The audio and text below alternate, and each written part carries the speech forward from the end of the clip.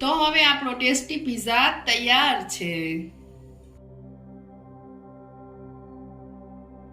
Hello friends, કેમ છો બધા? મજામાં જશો? આજે આપણે બનાવી રહ્યા છીએ પિઝા।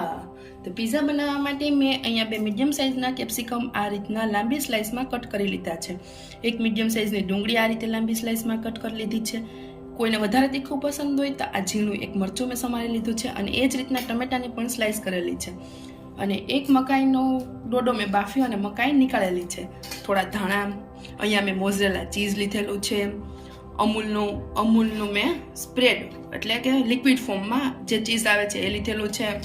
બટર, રોટલા અને પિઝા પાસ્તા સોસ લીધેલો છે।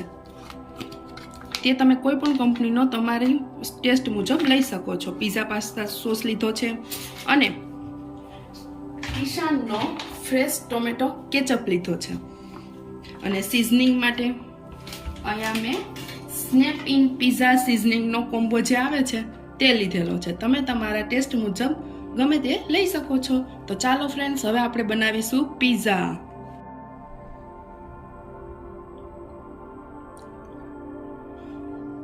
તો હવે આપણી બધી સામગ્રી તૈયાર છે। તો હવે આપણે બનાવીશું પિઝા।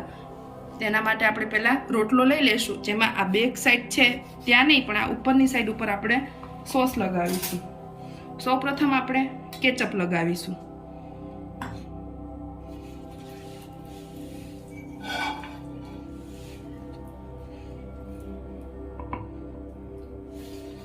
સરખો એને લગાડી ત્યારબાદ આપણે આ પિઝાનો સોસ લગાવીશું, જે આપણે થોડો વધારે લગાવીશું।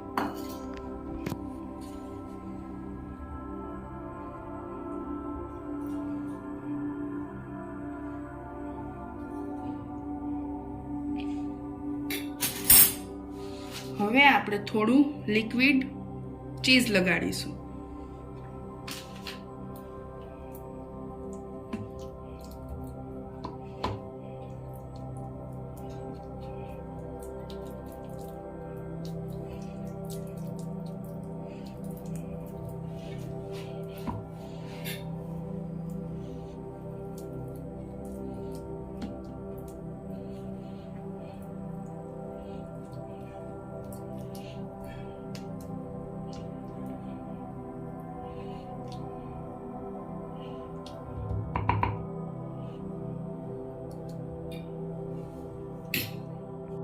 હવે આપણે થોડા રેડ ચીલી ફ્લેક્સ આની ઉપર વેરી દઈશું।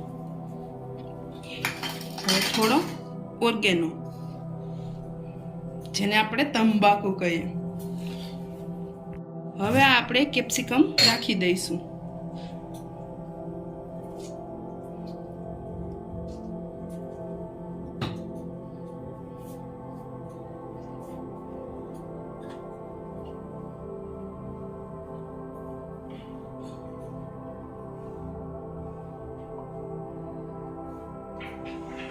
તમે આમાં તમારા સ્વાદ પ્રમાણે વધુ ઓછા પ્રમાણમાં શાકભાજી નાખી શકો।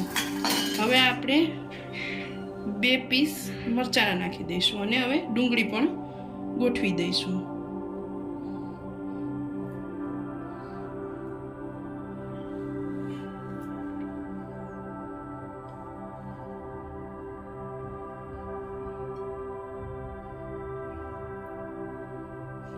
હવે આપણે ટમેટા ગોઠવી દઈશું।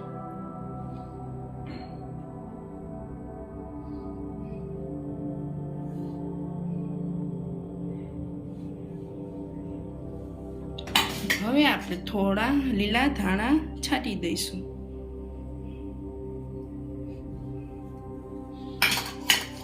હવે આપણે એમાં મકાઈના દાણા વેરી દઈશું।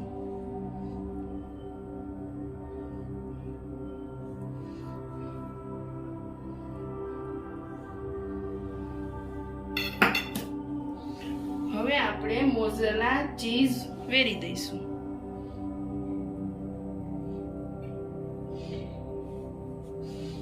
તમે આમાં સાદું ચીઝ પણ વાપરી શકો છો। હવે આપણે ફરીથી થોડા રેડ ચીલી ફ્લેક્સ અને ઓરેગાનો છાંટી દઈશું।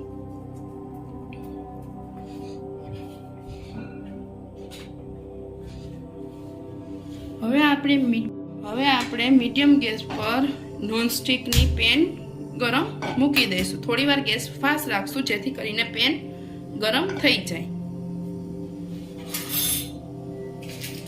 પેનમાં હવે હીટ આવવા લાગી છે તો આપણે ગેસની ફ્લેમ મીડિયમ કરી દઈશું અને પેનમાં આપણે થોડું બટર લગાવીશું.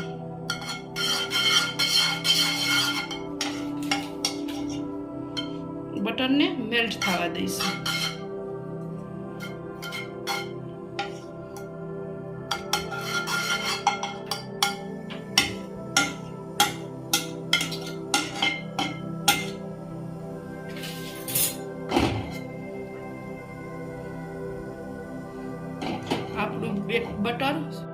આપણું બટર વ્યવસ્થિત મેલ્ટ થઈ ગયું છે.